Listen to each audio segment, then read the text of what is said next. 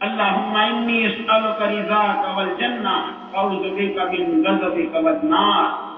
یا اللہ میں جنت کا سوال، تیری رضا کا سوال کرتا ہوں، تو راضی ہو جا، اس لیے کہ اللہ کی رضا کا انجام جنت ہے، اس لیے جنت کا دوسرا نام مقام رضا ہے۔ کہ رمضان کا خاص وظیفہ ہے، بہت تھوڑے دن رہ گئے، ہمارے پیارے نبی صلی اللہ علیہ وسلم نے شعبان کی آخری راتوں میں اپنی امت کو وظیفہ بتایا۔ کوئی پیر صاحب کا وظیفہ آدمی کتنا اہتمام کرتا، کسی مولانا کا وظیفہ آدمی کتنا اہتمام کرتا، یہ تو ہمارے پیارے آقا صلی اللہ علیہ وسلم کا اور خاص رمضان کا وظیفہ ہے کہ اللہ سے جنت کا سوال کرو۔ اللہم انی اسألک الجنہ، یا اللہ میں جنت کا سوال کرتا ہوں، یا اللہ میں جہنم سے پناہ مانگتا ہوں کہ جہنم سے مجھے پناہ دے۔ ہمارے حضرت فرماتے ہیں کہ جو بندہ جو ہے نا اللہ سے بار بار جنت مانگتا، بار بار خوب مانگو، اللہ کی ذات ایسی ذات ہے وہ سینکڑوں ماؤں سے زیادہ مہربان ہے۔ بندہ کسی چیز کو بار بار اللہ سے مانگتا، اللہ کو پیار آتا ہے۔ بچہ کسی چیز کو ماں کے پاس بار بار مانگتا ہے، ماں جھلک دیتی ہے کہ بار بار مانگتا ہے۔ اللہ سینکڑوں ماؤں سے زیادہ مہربان ہے کہ بندہ بار بار کسی چیز کو اللہ سے مانگتا، بار بار۔ ایک بزرگ تھے جو تہجد میں ہمیشہ یہ پڑھا مانگا کرتے تھے، اہدنا الصراط المستقیم، اہدنا الصراط۔ ہمیشہ ان کا چھوٹا بچہ اپنی امی کو کہے کہ امی امی کیا ابھی ابا جان کو سورہ فاتحہ نہیں آئی ہے؟ بار بار مانگنا، اللہ کو پیارا تھا، یہ شان ابدیت ہے، بار بار مانگو۔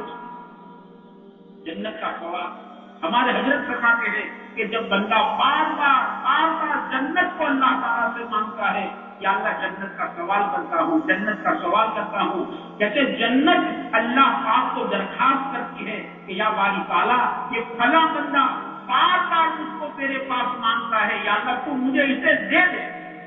جنت اپیل کرتی ہے۔ حضرت ہمارے آگے فرمائیں کہ بندہ بار بار جہنم سے پناہ مانگتا ہے، یا اللہ جہنم سے پناہ دے دے، جہنم سے چھٹکارا دے دے، بار بار۔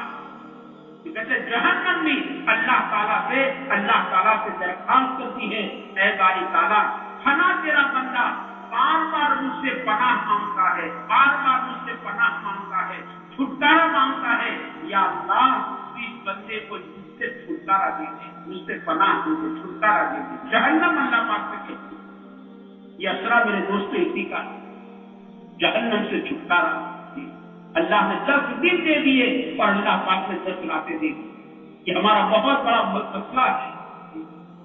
اللہ ہمیں صحیح معنوں میں اس کا فکر عطا فرمائے، اللہ تعالیٰ ہمیں اس کا صحیح معنوں میں غم عطا فرمائے، اللہ تعالیٰ ہمیں اس کا یقین عطا فرمائے، اس کا یقین عطا فرمائے۔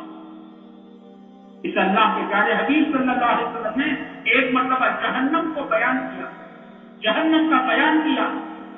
جیسے ایک نوجوان اس کی چیخ نکل گئی اور چیخ نکل کر زمین پر گر گیا اور اس کی روح نکل گئی۔ پیارے آقا نے فرمایا کہ جہنم کے خوف نے تمہارے بھائی کے کلیجے کے ٹکڑے ٹکڑے کر دیے۔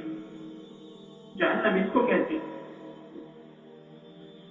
ایک بڑے میاں پیارے آقا کی خدمت میں حاضر ہوئے، پوچھا یا نبی اللہ جہنم کا پتھر کتنا بڑا ہے؟